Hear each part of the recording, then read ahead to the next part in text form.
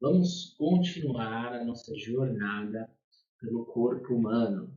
Meu nome é Anderson Santos e esse projeto é um oferecimento do Instituto Biomedicano. Então chegamos à nossa sexta aula, os tecidos e o corpo humano. Vamos juntos revolucionar o ensino de temas em saúde. Se você chegou agora, se é o primeiro vídeo que você está assistindo, entra no canal, acha lá todas as aulas, da aula 0, a apresentação do curso, até a aula 6. E não se perca, né? Acompanhe para não perder o fio da meada, assista toda a jornada, tá legal? Então esse é o nosso sumário, já passamos por todas as aulas riscadas e hoje estamos na nossa sexta aula, os tecidos, certo? Então basicamente o que eu vou apresentar a você nessa aula? Eu vou apresentar o que é um tecido, quais os principais tecidos humanos e suas principais funções, certo? Então vamos lá. O que é um tecido? A palavra tecido significa o ato de tecer ou entrelaçar fios. Os tecidos biológicos, então, eles nada mais são do que isso, gigantescos conglomerados de células especializadas entrelaçadas entre si para expressar função ou estruturação, certo? Então, o ser humano possui vários tecidos, mas os quatro principais que eu vou mostrar para vocês são esses daí: tecido epitelial, conjuntivo, nervoso e muscular. Tecido epitelial. Então, esse tecido epitelial ele tem várias funções, certo? Como, por exemplo, a absorção de substâncias. O tecido epitelial representa a nossa pele, por exemplo, é um tipo de tecido epitelial. Quando você se queima, e aí o médico prescreve uma pomada tópica para você passar, porque a pele absorve aquele medicamento. Tem a capacidade de absorção, de revestir superfícies, cavidades, de secretar coisas, como as suas glândulas sudoríparas, que eu já vou falar delas, e sensitividade ou sensibilidade. Nós podemos sentir quando nós nos cortamos a pele, aquilo dói. E aí essa sensação de dor comprova para a gente que a nossa pele tem a capacidade de emitir sensações, né, para o nosso cérebro interpretar. O tecido epitelial ele é dividido aí majoritariamente em dois grupos: tecido de revestimento e o tecido epitelial glandular, certo? Então, como o nome já diz, o primeiro tecido de revestimento ele reveste, né? São conjuntos epiteliais, conjuntos de células epiteliais que vão revestir órgãos, cavidades, e é o que compõe a nossa pele, revestindo aí os outros tecidos que estão abaixo da pele. Já os glandulares compõem as glândulas, as famosas glândulas.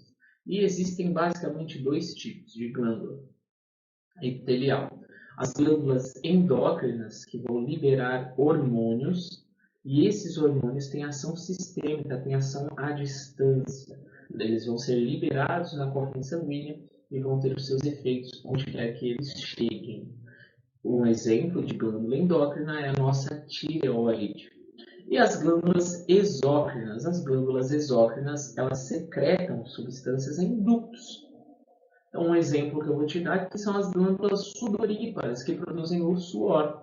Então, ela produz o suor e injeta esse suor por um tubo, por um caninho, por um caminho até sair da pele, certo? Então, esse é o tecido epitelial.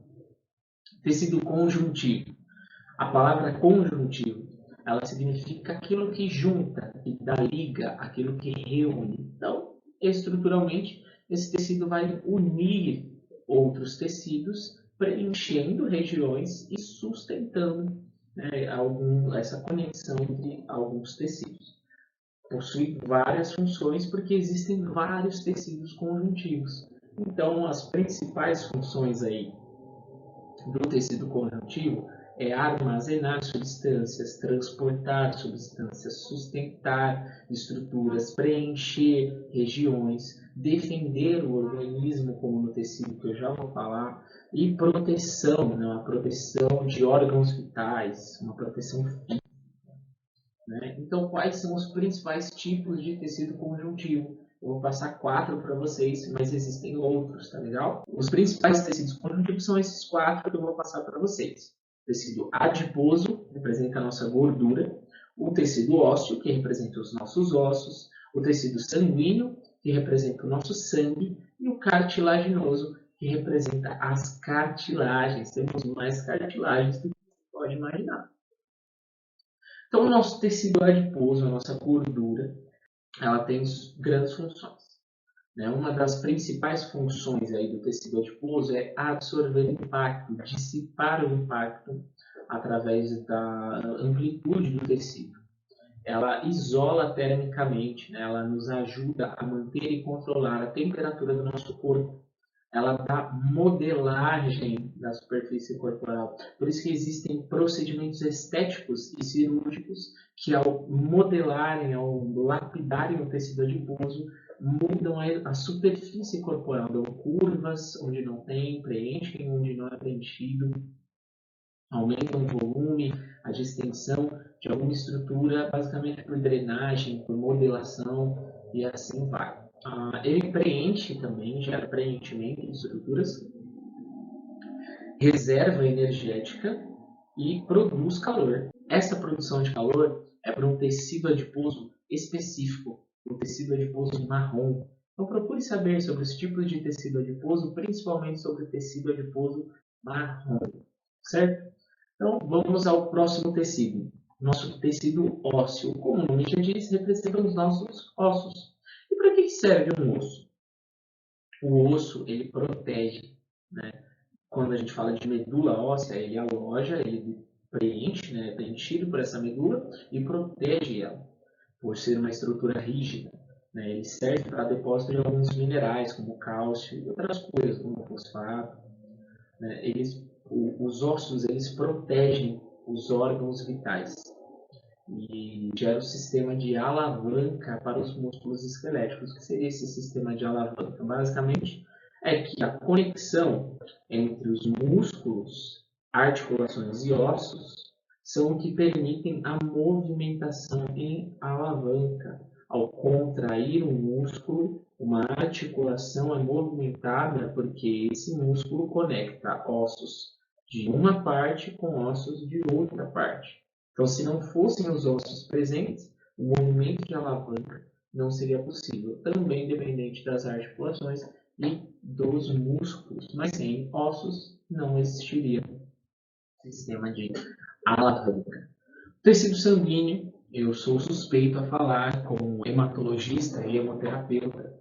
Obviamente, sou tendencioso para falar sobre o tecido sanguíneo, mas sem sombra de dúvida, é o tecido mais estudado pela humanidade, em que os médicos mais avaliam também diariamente num hemograma completo ou em outras porções aí do estudo sanguíneo, da coagulação, enfim.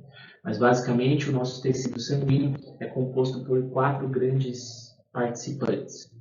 Tem a parte líquida, o plasma ali, contendo várias substâncias, várias proteínas, várias coisas em suspensão que vão ser transportadas.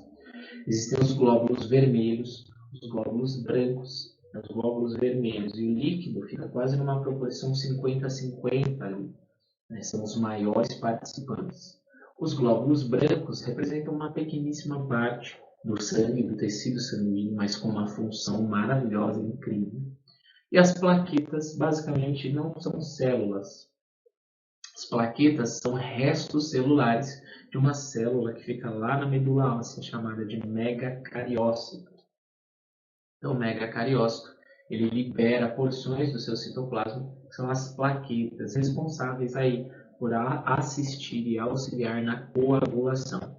Então, entre as funções do tecido sanguíneo são várias, cada coisa tem uma função, mas destaca-se o transporte de substâncias e a defesa do nosso organismo, além de estar envolvido também com a temperatura, controle de temperatura e várias outras funções, tá legal? Vamos agora para o tecido cartilaginoso. Basicamente, temos 3 cartilagens, 3 tipos de cartilagem no nosso corpo. Hialina, que é maleável, mas um pouco rígida, que seria como na nossa traqueia. Se você já viu uma traqueia no vídeo, na aula, em algum tipo de canal, procure também imagens sobre a traqueia. A traqueia tem porções rígidas e porções maleáveis, não é tão absurdamente rígida, mas é uma cartilagem rígida. Temos as cartilagens elásticas, cartilagem baseada de tecido elástico. É um exemplo, a epiglote. Né? A epiglote é uma cartilagem que basicamente controla o fluxo entre o que vai para o esôfago, e será alimento ou água, e o que vai para os pulmões. Né? Então ele controla a divisão entre o que é respiração e o que é deglutição, certo? E é uma cartilagem bem molinha, bem maleável. E, por último, o último tipo de cartilagem que temos é a cartilagem fibrosa. A cartilagem fibrosa é a mais rígida de todas elas, que está representada ali no disco. Entre as vértebras, você já deve ter ouvido falar de hérnia de disco. A hérnia de disco é uma doença que afeta os discos intervertebrais da coluna. E esses discos são compostos de cartilagem fibrosa. Quais as funções, né, das cartilagens? Eles dão suporte com flexibilidade, né? Eles dão suporte e permitem flexibilidade aos tecidos moles. Eles são precursores dos ossos longos, então os nossos maiores ossos são oriundos de cartilagens do tecido embrionário. Então, tem dois tipos de ossificação, né, intramembranosa e a endocondral. Procurem lá sobre a formação óssea, certo? E eles revestem a superfície articular, as cartilagens revestem a superfície articular. O que é a superfície articular? É uma região de um osso para evitar dor ao impacto. Como assim?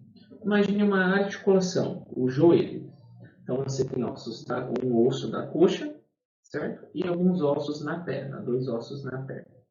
Esses ossos, interagindo com dentro da articulação, eles podem, uma hora ou outra, se tocarem, certo? Só que se não houvesse revestimento, esse impacto machucaria, geraria estímulo de dor. Então, a estrutura, a superfície de contato do fêmur, do osso da coxa, com a tíbia e a fíbula, os ossos da perna, quando eles entram em contato, eles têm cartilagem entre essa superfície que não vai permitir dor ao se tocarem. Tá legal? Então, basicamente, isso é a superfície articular e esse é o tecido cartilaginoso. Vamos ao tecido nervoso agora, nosso penúltimo tecido. O tecido nervoso é o âmago do ser humano, certo? É o tecido que vai permitir a comunicação entre o organismo e o meio ambiente, e o meio ambiente com o organismo. Né? Então, nós podemos emitir sinais efetores, né? Contraindo, pegando, interagindo com esse meio externo, como recebendo sinais, né? Ouvindo, vendo, sentindo odores, interagindo com esse ambiente externo de várias formas, e tudo isso é possível graças ao nosso tecido nervoso. O tecido nervoso ele é um só, né? Envolve tudo que é tecido nervoso, mas didaticamente é dividido. O sistema nervoso é dividido em central e periférico, mas isso a gente vai aprofundar lá na última aula, que você não pode perder, tá bom? Mas aí o sistema nervoso central, ele é composto pelo encéfalo, que é o cérebro, o tronco encefálico e o cerebelo, a medula espinhal, o sistema nervoso periférico, são os nervos, os gânglios e terminações nervosas, tá legal? Então, vamos ao último tecido estudado, o tecido muscular. Tem basicamente uma função só, contrair. Essa é a principal função e capacidade do tecido muscular. E para que isso seja feito, contração, temos três tipos de tecidos diferentes, musculares, mas diferentes por conta da contração. Primeiro, temos tecidos que a contração é involuntária, está além do nosso controle. Por exemplo, o intestino, né, o movimento dos intestinos, a gente não controla. A partir do momento que a gente deglute, engole alguma coisa, vai acontecer involuntariamente o caminhar desse alimento da boca, né, da faringe ali, do seu esôfago, até ser excretado lá pelo ânus, é tudo involuntário, a gente não controla. Essas células musculares que nós não dominamos voluntariamente são as células musculares lisas, que compõem o tecido muscular liso. Aquele tecido que nós temos voluntariamente o controle da contração, como o bíceps, como o tríceps, né, como alguns músculos da coxa, são os músculos estriados esqueléticos. Por que estriados? Porque no microscópio, a característica desse tecido é a presença de estrias. E por que esquelético? Porque está vinculado ao esqueleto. Se originam e se inserem ali no esqueleto, né, no nosso tecido ósseo, certo? E temos a contração voluntária. E o terceiro e último tipo de tecido muscular é o tecido cardíaco. O tecido cardíaco é muito curioso, porque essa separação? Só o coração tem esse tecido muscular específico. O coração é um músculo, apesar de ser um órgão, ele é um músculo de várias camadas, né, musculares diferentes, em espessuras e funções diferentes, mas o músculo cardíaco ele tem características estriadas no microscópio, mas ele tem uma contração involuntária. Nós não controlamos os nossos batimentos cardíacos, fica à mercê realmente dessa involuntariedade, sendo nem liso, porque tem estrias, ele não é um músculo liso, mas também não é estriado esquelético, porque não é voluntário a contração. Então, ele tem características estriadas, mas contração involuntária. Então, não se esqueça do último vídeo, você não pode perder a última aula a respeito dos sistemas, que é lá que eu vou apresentar e fornecer um presente para você exclusivíssimo. Legal? Então, concluímos assim a nossa sexta aula, o corpo humano e os tecidos. Antes de irmos aos flashcards, colabore com o Instituto, colabore com o nosso crescimento de graça. Você não precisa investir em nada além do seu tempo e disposição. Dando um like aqui no vídeo, comentando o que você achou, seguindo, se inscrevendo no nosso canal, ativando o sininho e nos seguindo nas redes sociais, que estão lá na extremidade, nosso Instagram e o nosso Facebook. Tá bom? Eu agradeço por assistir e por me permitir ensinar. Tá legal? Vamos aos flashcards. Primeira pergunta: o que é um tecido? Resposta: um aglomerado de células especializadas. Segunda pergunta: quais os principais tecidos humanos? Os 4 tipos que eu falei aqui: epitelial, conjuntivo, nervoso e muscular. Terceira pergunta: os tecidos conjuntivos. Quais os principais 4 grupos que eu passei para vocês? Adiposo, ósseo, sanguíneo e cartilaginoso. Quarta questão: os 3 tipos de tecido muscular. Quais são eles? Resposta: estriado, esquelético, cardíaco e liso. Quinta e última pergunta: qual tecido muscular possui características estriadas, porém uma contração involuntária? Resposta: tecido muscular cardíaco. Tá legal? Então, muito obrigado por assistir, muito obrigado pela oportunidade em ensinar. Eu te vejo no próximo vídeo. Até lá. Tchau!